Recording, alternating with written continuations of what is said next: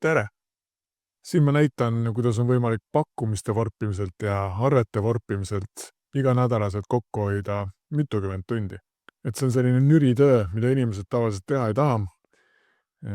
Ja oleneb siis tegevusvaldkonnast, võib ühe pakkumise koostamiseks kuluda ligi pool tundi, mõnel isegi rohkem, mõnel vähem, sõltub spetsiifikast. Lisaks käsitsi seda kõike tehes võivad tulla vead sisse, tekitavad peavalu igasugused arvutused protsentidest ja soodustustest. Nii et siin ma näitan, kuidas on võimalik pakkumisi ja arveid koostada ühe klikiga. Siin on siis üks näidispakkumine, milline võib see ühel ettevõttel välja näha.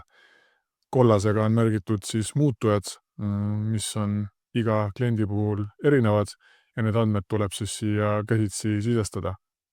Ja nendeks andmeteks võivad olla kliendi andmed, toote ja teenuse andmed, erinevad protsendid, hinnad, lisamüügid, nüansid teenuste kohta, kõik võimalikud asjad, mida pakkumistesse sisse pannakse. Ja need on igale valdkonnale siis spetsiifilised. Ja siis lõpus on siis kokkuvõte, kus on ka siis allahindluse protsent, mis tuleks maha arvutada, mis on jällegi üks peavalu, et see õigesti tehtaks. Siin on ka käibemaksu koht.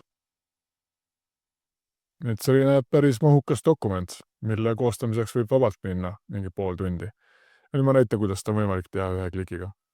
Siin on meil siis avaldus kliendiandmete saamiseks. Selle avalduse võib saata kliendile endale, et ta võib selle ära täita, mis hoiab meile veel rohkem aega kokku. Aga seda võib täita ka müügiinimene ise, näiteks müügikõne ajal. Et ma täidan selle siia lihtsalt näiteks ette. Valime siit põhiteenused, valime siit lisateenused. Need teenused, mida me siit ei vali, need ei ilmu pakkumisele ka arvele 0 reana, vaid need dokumendid on ilusad puhtad. Nii, saadame andmed ära ja ongi kõik. Pakkumine ja arve on koostatud. Lähme vaatame üle. Teeme refreshi.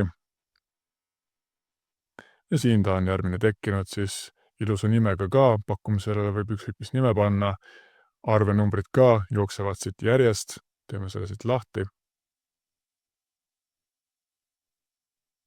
Ja pakkumine saab siis välja näha firma enda bränditud värvidega, logodega. Kollasega on siis muutujad siin. Teksti sisse saab panna nii palju muutujaid, kui vähegi soovi on.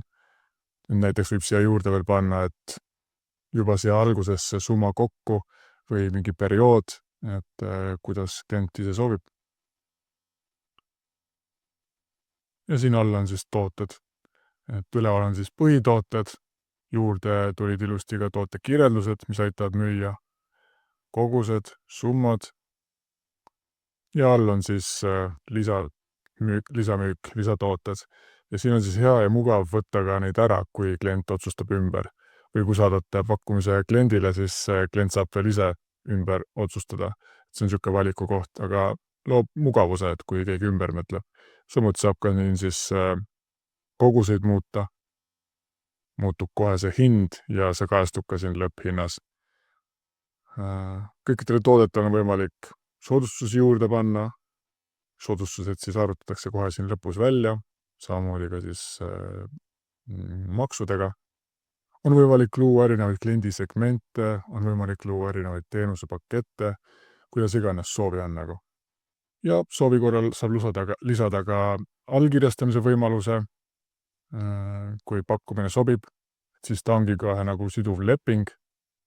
Ja pärast allkirjastamisest saab saata maksmisele, et saab lisada külge siia Stripe'i ehk siis krediitkaardiga maksmise võimaluse või siis siia arvele saab juurde panna ettevõtte enda rekvisiidid ja ülekandega tasuda.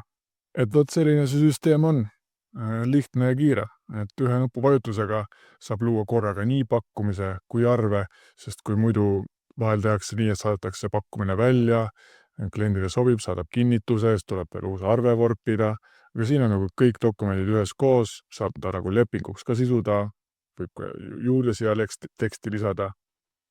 Et see hoiab tohutult tunde kokku. Kui sinu ettevõttes oleks sarnast süsteemi vaja, siis anna märku.